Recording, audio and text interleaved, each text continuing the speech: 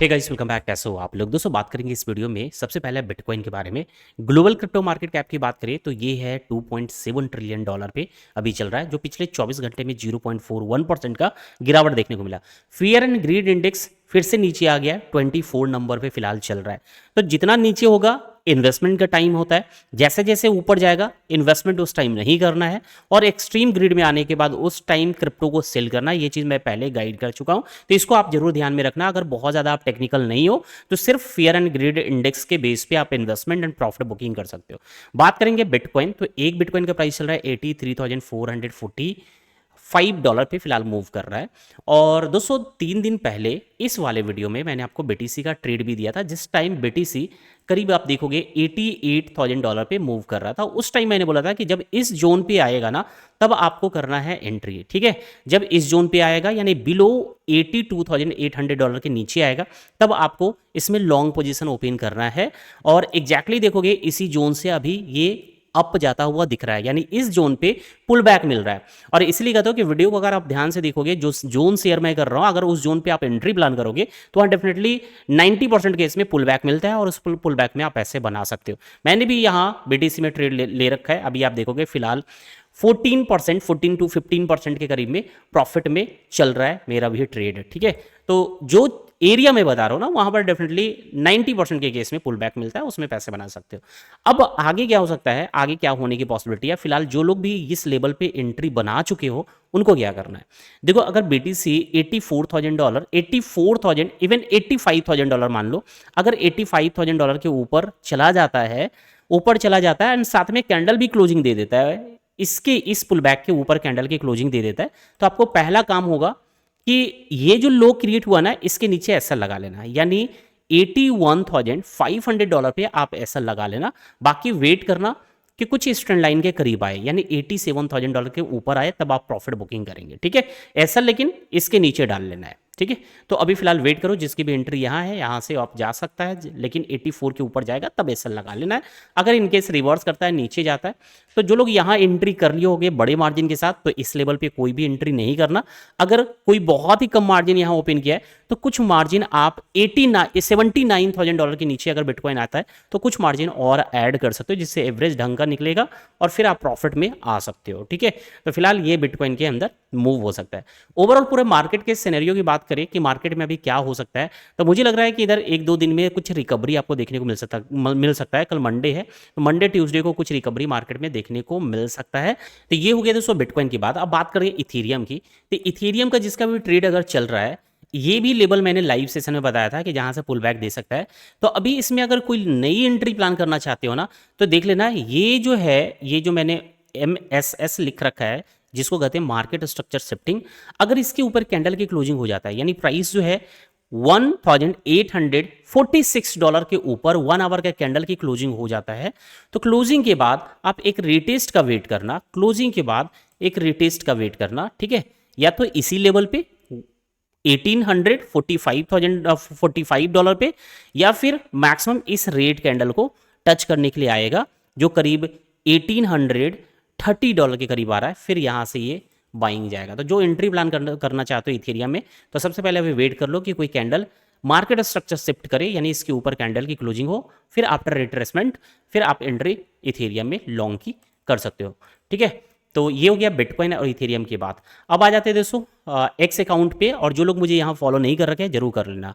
अब एक चीज़ मैं आपको यहाँ पर दिखाना ये चाहता हूँ, सबसे पहले ये ध्यान से देखना कि मैं आपको ये दिखाना चाहता हूँ कि ये जो है एक वेल्स ने पेपी कॉइन में long position with 10x leverage open किया था। आज ने 24 मार्च को ही ओपन किया था। यहाँ आप देखोगे 24 मार्च को ओपन किया था, और किस प्राइस पे? 0.008114 पे, जिसका पिनर फिलहाल अभी चल रहा है लगभग में $3.2 मिलियन का लॉस में अभी ये चल रहा है। लगभग में आप देखोगे 12-13% के करीब होगा, तो 12-13% का लॉस चल रहा है। और इनका फंडिंग फी आप देखोगे तो फंडिंग फी $92,405 तो फंडिंग फी में चला गया। मतलब इनका जितना फंडिंग फी में पैसा जा रहा है, हम लोगों में से मैक्सिमम लोगों के पास तो इतना का इन्वेस्टमेंट भी नहीं होगा, मैक्सिमम लोगों के पास नहीं होगा।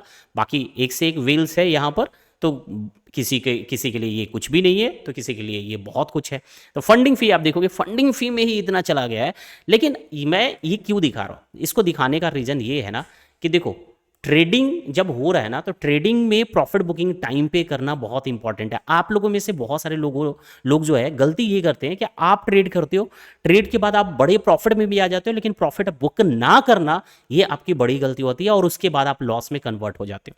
अब ये जो ट्रेड है, इस वेल्स ने जो ट्रेड ओपन किया, करीब $27.5 मिलियन से ट्रेड ओपन किया 10x लेवरेज से, ठीक है, 24 मार्च को। अब जरा चार्ट पे आओगे तो 24 मार्च जो है ना कब आ रहा है, आप जरा देखना, 24 मार्च यहां आ रहा है। इस डेट को इसने ओपन किया कुछ इस लेवल पे, ठीक है, इस लेवल पे यहां पे ओपन हुआ। अब जरा गौर देखो, यहां से अगर ओपन किया है, इस लेवल से ओपन किया, तो ओपन होने के बाद ये जो ट्रेड है 13% से ज्यादा का प्रॉफिट में गया, यानी 10x के हिसाब से 130% से ऊपर प्रॉफिट में जाने के बाद ये आज लॉस में चल रहा है, 10% के फिलहाल लॉस में चल रहा है। एवरेज हुआ होगा जिसकी वजह से 10% 12% का लॉस चल रहा है। बट यहां आप गौर से देखोगे, पहले 13.65% का रैली दिया, यानी 130% के प्रॉफिट में आने के बाद ट्रेड आज लॉस में चल रहा है।